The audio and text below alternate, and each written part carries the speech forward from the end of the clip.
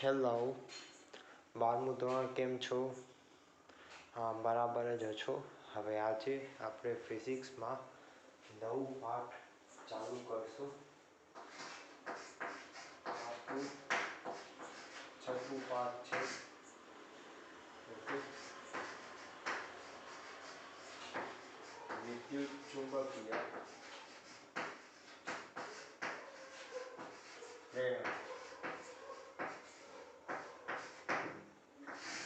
આપણે પાઠ ચાલુ કરશું અને સમજવાની ટ્રાય કરશું કે શું કહેવામાં અહીંયા આવે છે. આપણે સમજવાનું શું છે, સૂત્રો કયા યાદ રાખવાના છે, બધું જ આપણે સમજશું. હવે આ વિદ્યુત ચુંબકીય પ્રેરણા એને ઇંગ્લિશમાં કહેવાય ઇલેક્ટ્રોમેગ્નેટિક ઇન્ડક્શન. શું કહેવાય?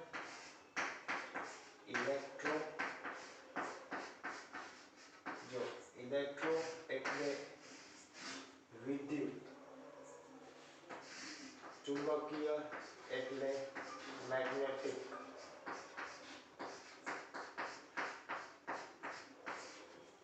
અને પ્રેરણ એટલે ઇન્ડક્શન.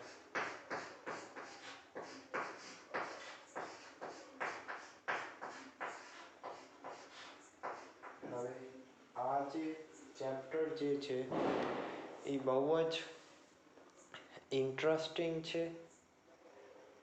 એટલે તમે ધ્યાન આપજો. વિદ્યુત ચુંબકીય પ્રેરણ, ઇલેક્ટ્રોમેગ્નેટિક ઇન્ડક્શન. હવે આપણે સૌથી પહેલાં તો હું તમને થોડુંક ઇન્ટ્રોડક્શન આપીશ કે આનામાં છે શું, આમાં આપણે શીખશું શું. તો થોડુંક હું તમને એ સમજાવીશ. તો હવે ધ્યાન આપજો તમે. જો આપણને ખ્યાલ છે કે આપણો વાયર છે અને માની લ્યો વાયરમાં વિદ્યુત પ્રવાહ I પસાર થાય છે.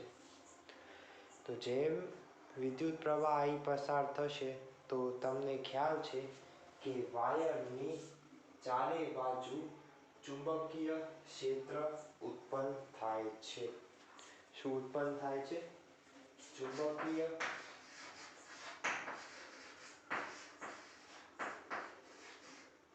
ક્ષેત્ર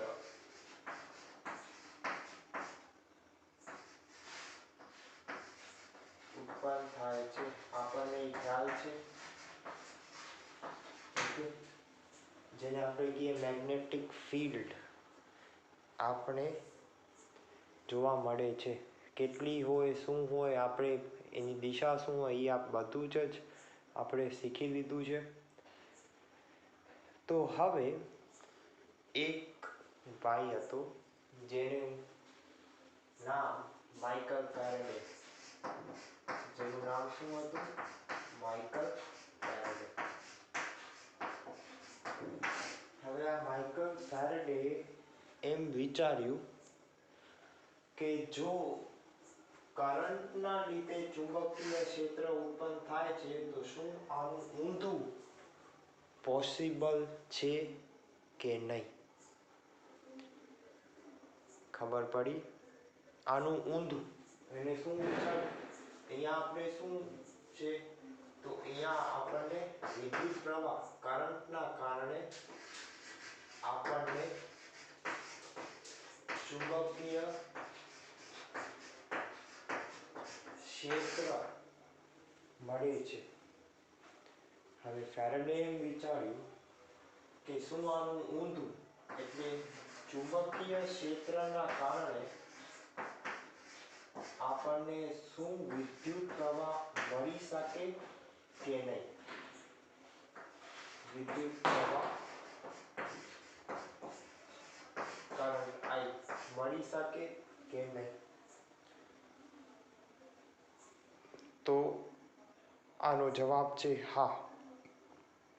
આનો જવાબ છે હા. આપણે ચુંબકીય ક્ષેત્રમાંથી આપણને વિદ્યુત પ્રવાહ મળી શકે.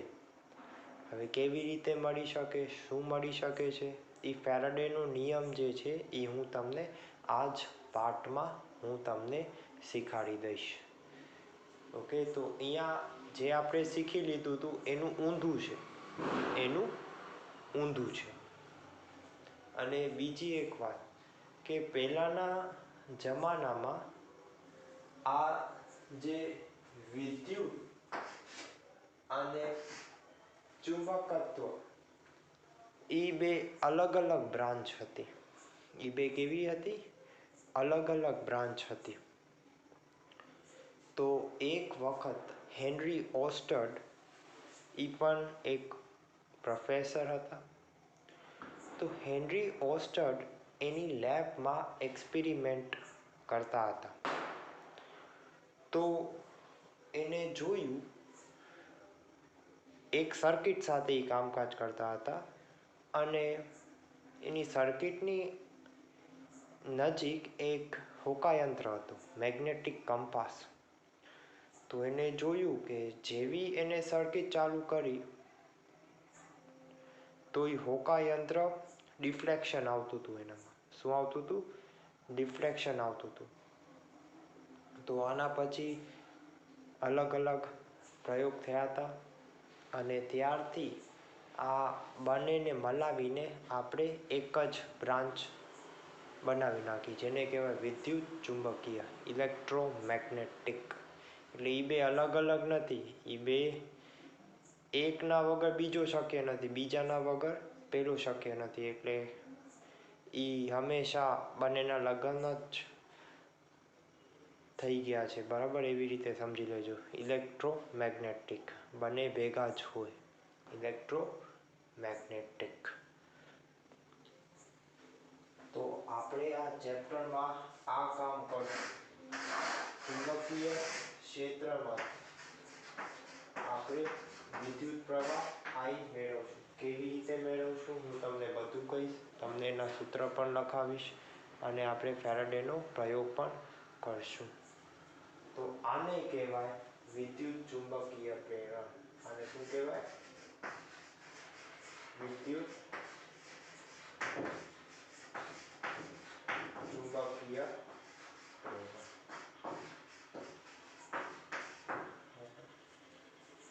આ એની બેસિક ડેફિનેશન છે,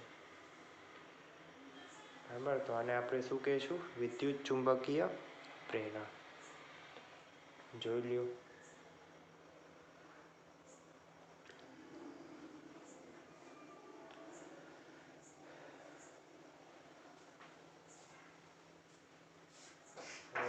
આને બધું સમજવા માટે એક રાશિ જે તમને ખ્યાલ જ હશે,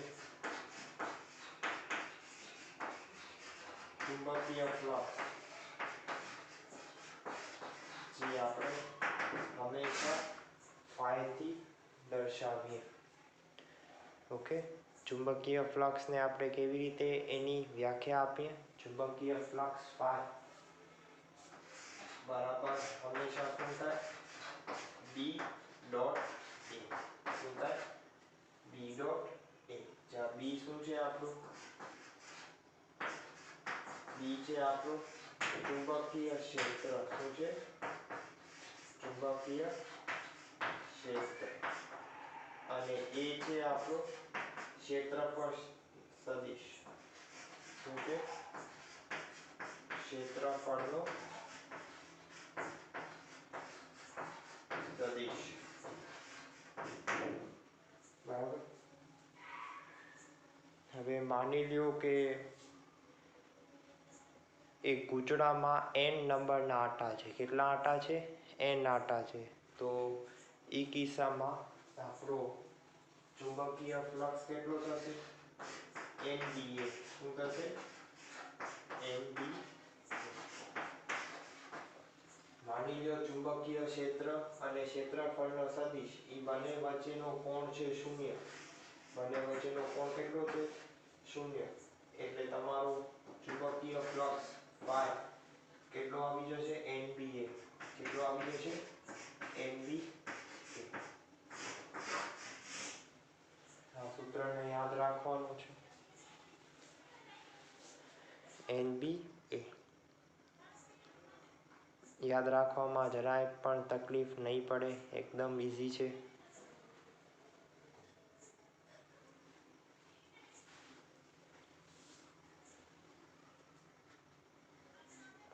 બરાબર, ફાઈ શું થઈ જશે? NB એ. તમને આકૃતિમાં સમજવું હોય તો હું આકૃતિ પણ દોરી નાખું.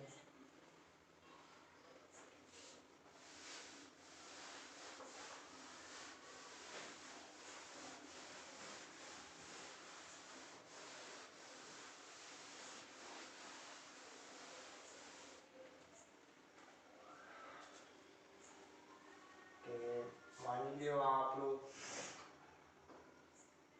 આપણી સરફેસ છે, આમ છે, બરાબર, આમ છે, આપણે એને અહીંયા ગોઠવી દીધી તો એનો એરિયા વેક્ટર હંમેશા એને લંબ હશે. કેવો હશે? એને લંબ હશે. તો આ આપણે કહી શકીએ મેગ્નેટિક, મેગ્નેટિક ફ્લક્સ. ઓકે, આને શું કહેવાય? ચુંબકીય ફ્લક્સ.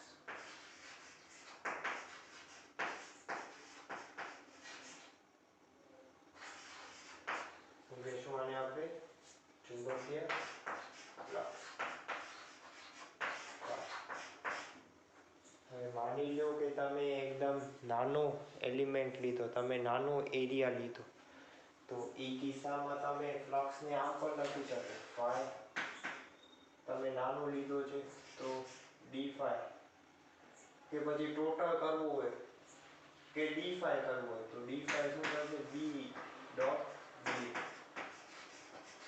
બી ડોટ ડી.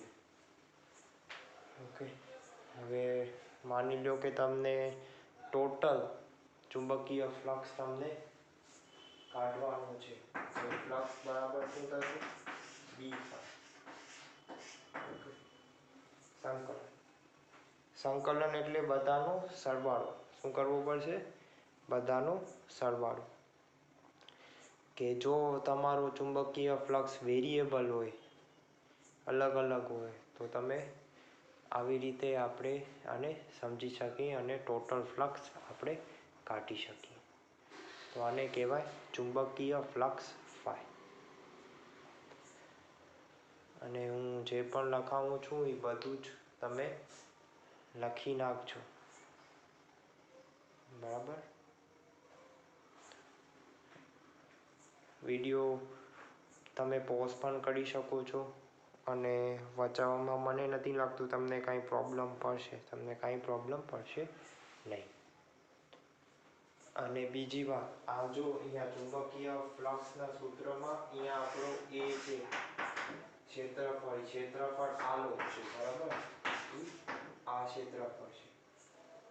તો તમને અહીંયા જેટલો ફ્લક્સ મળશે એ તમને શું દર્શાવશે? કેટલી એનામાંથી પસાર થાય છે, કેટલી એના કનેથી પસાર થાય છે, એને કહેવાય ચુંબકીય ફ્લક્સ. હવે એકમ પણ હું તમને જણાવી દઉં. આનો એકમ શું થશે? વેબર. શું થશે? વેબર. તો આ સૂત્રથી હું એમ પણ લખી શકું કે 1 વેબર બરાબર શું થશે? 1 ટેસ્લા ઇન્ટુ મીટર સ્ક્વેર. કારણ કે તમને ખ્યાલ છે કે ચુંબકીય ક્ષેત્ર, મેગ્નેટિક ફિલ્ડનો એકમ શું થાય? ટેસ્લા. શું થાય? ટેસ્લા. અને ક્ષેત્રફળનો શું થાય? એકમ મીટર સ્ક્વેર. એટલે હું આવી રીતે પણ લખી શકું, 1 વેબર બરાબર 1 ટેસ્લા ઇન્ટુ મીટર સ્ક્વેર.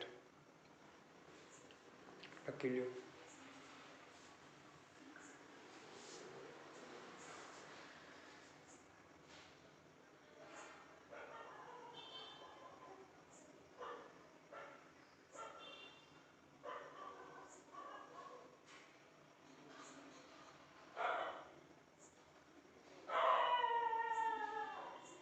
બધું જ વ્યવસ્થિત તમે લખી નાખજો. આના પછી હું કરીશ ફેરાડેનો નિયમ.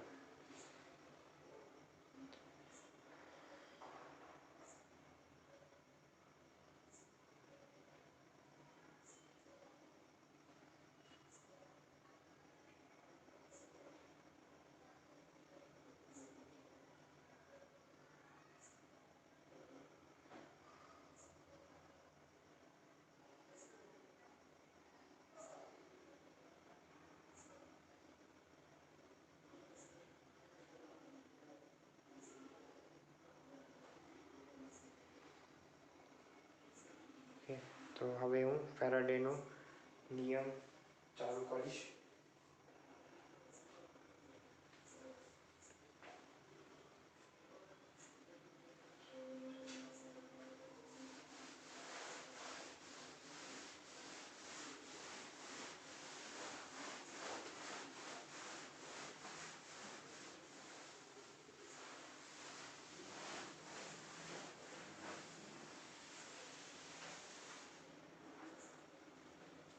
તો એકદમ સાદી રીતે અને ઇઝી રીતે આપણે ફેરાડેનો નિયમ શીખશું. ઓકે,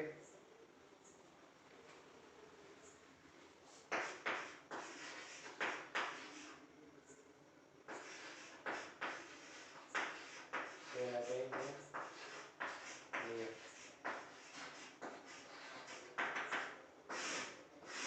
હવે જો ફેરાડે, ઇંગ્લિશમાં પણ એનું નામ લખી નાખું, માઇકલ ફેરાડે. Michael Faraday. હવે જો જેમ મેં તમને ઇન્ટ્રોડક્શનમાં મેં તમને કીધું કે આ પાઠમાં આપણે ચુંબકીય ક્ષેત્રની મદદથી આપણે વિદ્યુત પ્રવાહ મેળવશું. તો એ જે વિદ્યુત પ્રવાહ હોય ને એને પ્રેરિત વિદ્યુત પ્રવાહ કહેવાય. શું કહેવાય? પ્રેરિત વિદ્યુત પ્રવાહ. શું કહેવાય? પ્રેરિત વિદ્યુત પ્રવાહ એટલે ઇન્ડ્યુસ્ડ કરંટ. શું કહેવાય? Induced current. હવે જો એક વસ્તુ તો નક્કી છે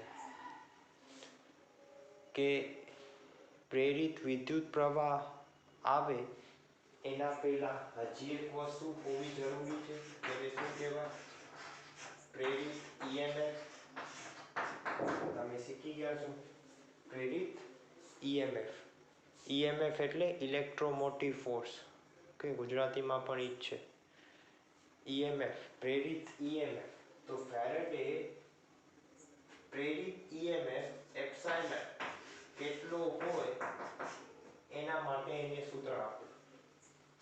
પ્રેરિત EMF તમારો કેટલો હોય ઈ સૂત્ર આપ્યો ફેરાડે. તો પ્રેરિત EMF કેટલો હોય? તો એકદમ સિમ્પલ છે, minus ddt of phi. Simple. ચુંબકીય ફ્લક્સમાં થતો ફેરફાર સમયની સાપેક્ષે. તો તમારો પ્રેરિત EMF કેટલો હશે?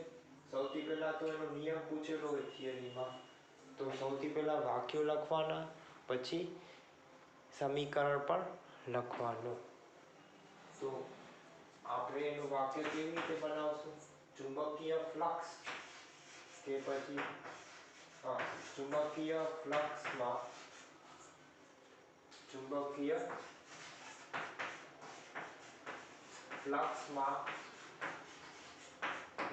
થતો ફેરફાર. ચુંબકીય ફ્લક્સમાં થતો ફેરફાર પ્રતિ સમય. આને કહેવાય ફેરાડેનો નિયમ. સિમ્પલ છે, બહુ વિચારજો નહીં. ને દાખલાના ઉપર છે આપણને દાખલા, તો સીધો સૂત્ર લગાવી દેજો, તમારો જવાબ આવી જશે. એકદમ ઇઝી છે.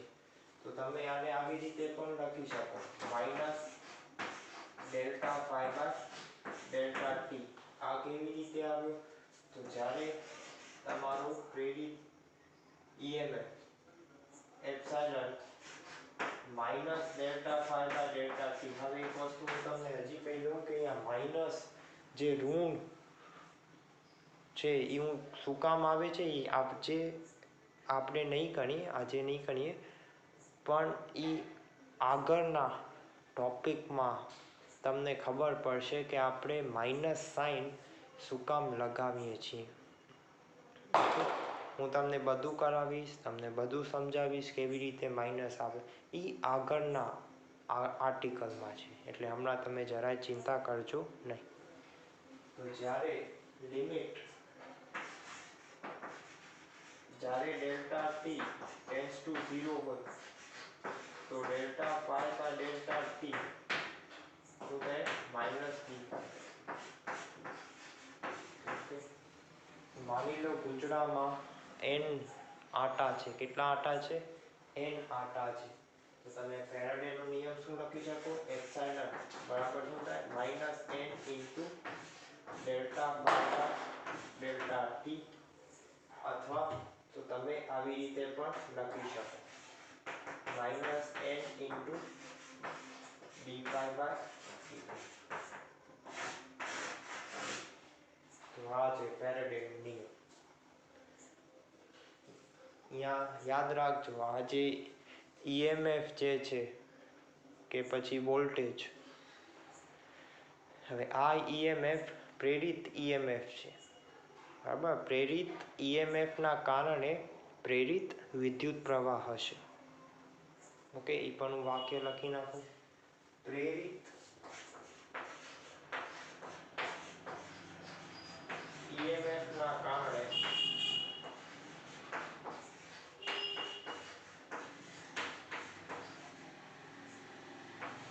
પ્રેરિત વિદ્યુત પ્રવાહ હશે.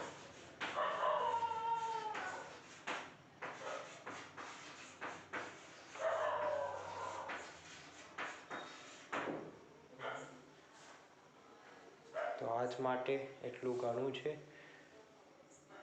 બીજું હું આગળના પાર્ટ્સમાં તમને હું બીજા ટોપિક્સ સમજાવીશ. Thank you. અને તમે બધા જ પોતાની ધ્યાન રાખજો. Thank you very much.